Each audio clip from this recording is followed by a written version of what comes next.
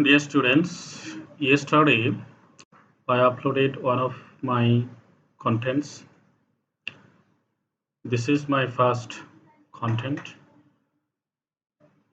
and today I'll try to upload another class. And this is your second online class. So let us start our class today. First of all, I'd like to address myself.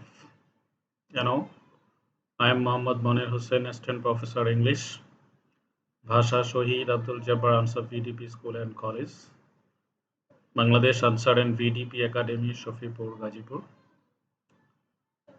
My mobile number is 01715253040, and this slide is made for class 11 and 12, and this is for your second paper, and it is a grammar topics.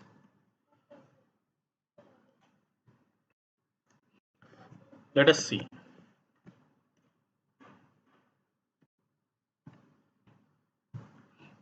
Think about this fish. Once upon a time, the fish was small. Now it is a bit larger one, and in future it will be cooked for our food. That means previously it was big, small. At present it is large, and in future it will be cooked for our food. What do you mean by these three items? Let us see. These are related to what? These are related with tense. And today it is our topic. Now, what will we learn after completing the lesson? At the end of the lesson, we'll be able to define tense, identify the classification of tenses, identify the definition of three main tenses, identify the basic form of all tenses, identify the forms of tenses in different sentences. Not only that, we'll be able to write correct sentences, we'll be able to use correct grammatical in all writings. So now we can say, for instance, think about this three picture. Say this one is you Hasib. That means once upon a time you Hasib was a little baby. Now you are a college going student, and your aim is to be an army officer, to be an army officer in future. That means the baby played at his early age. Now he's going to college. He will be an army officer in future. That means this is your previous condition, this is your present condition, and that will be your future condition. So let us follow the following verbs. These are the three forms of verb. First one is played, second one is going, third one is will be. First one played is, that means indicates past, is going indicates present, will be indicates future. All these three forms of verb functioning on what? I think it functioning on time. So tense is called the time of verbs. That means the action of verb, action of time, the time in which what we do, is called verb. Tense is called the time of verbs. According to the function of time, tenses are divided into three main kinds. Let us see these three forms of a particular thing. What can you see in the first picture?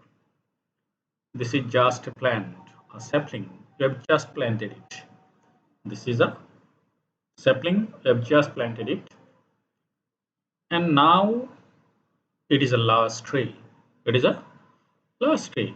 In future, by this tree, we'll prepare different furniture. So, this is the three form of a single sapling. That means once upon a time it was sapling or plant.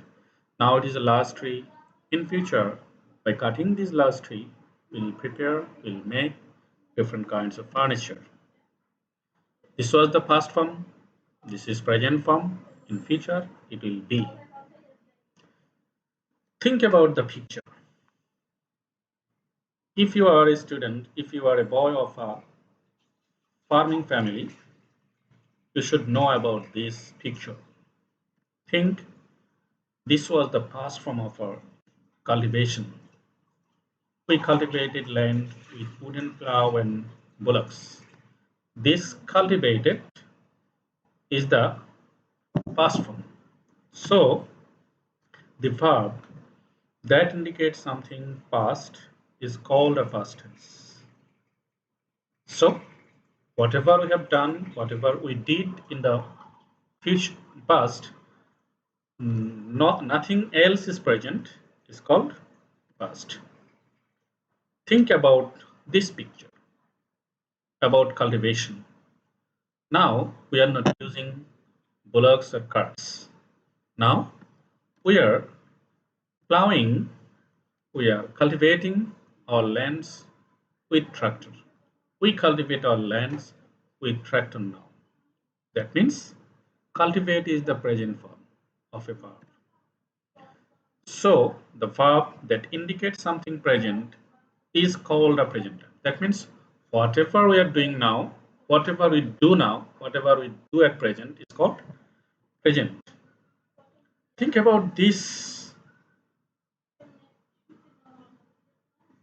machine. What can it be? That means this is one kind of machine. In future, there will be no driver for driving this machine. So in future, we'll cultivate our lands with driverless tractor. Will cultivate is the form of cultivate. It is a future form. So what can we define about future tense? The verb that indicates something about future is called a future tense. That means we did it previously, we do it present, and after doing that, we'll start again another form. Whenever we'll start again, that is called future.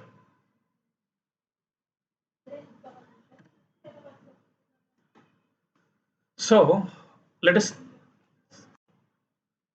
let us see the four forms of three tenses. That means for each tenses, there are four forms. First one is indefinite or simple. Second one is continuous or progressive. Third one is perfect. Fourth one is perfect continuous or progressive perfect. So let us think about the structure of these four forms. For past, for present, for future. This column is for indefinite, this is for continuous, this is for perfect, and this is for perfect continuous. This one, past indefinite, that means the structure will be past form of verb or was, were, or had, or second form of verb. That means past form of verb.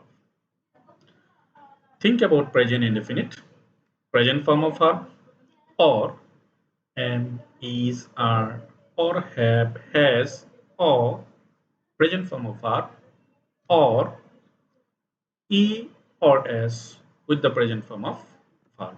That is present indefinite. Future indefinite, will, shall, or verb present form. These three are for present and past indefinite, present indefinite, future indefinite. Now we'll see continuous, past continuous. Past continuous will be used as was, were, then verb plus ing. That means after subject, you will have to use was, were, and then you will have to add ing with the principal verb. Then present indefinite. This is just the present form of was, were. What do you think about the present form of was, were? This is am, is, or are, and then you have to add ing with that principal verb. Like that, in future, you will have to add will be or shall be after the subject, and then ing with principal verb. Think about the past perfect. In each perfect, you have to use a particular form of verb, that is third form of verbs, that means past participle of verb. So in past perfect, you have to add subject, then had, then V3 means past participle form of verb. Then for present perfect, you have to use have or has, then past participle form. For future perfect, you have to use will have or shall have, then past participle form of verb. For continuous, think it both for only continuous or perfect continuous. You have to use ing with verb. That means you have to add ing in 6 tenses out of 12. How many are there? 6. That means present continuous, past continuous, future continuous, then with perfect continuous, past perfect continuous, present perfect continuous, future perfect continuous. So, past perfect continuous means had, been, then you have to add ing with principal verb. Then present perfect continuous, have or has been, then ing with verb. Future perfect continuous will have been or shall have been, then ing with verb. Let us think, how can you learn about the structures of the 12 tenses? Now, please note it down in your khata. I've taken you 5 sentences. I've given you 20 sentences.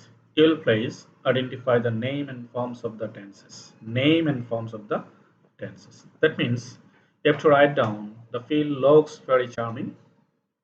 What kind of tense it is? I think all of you should know.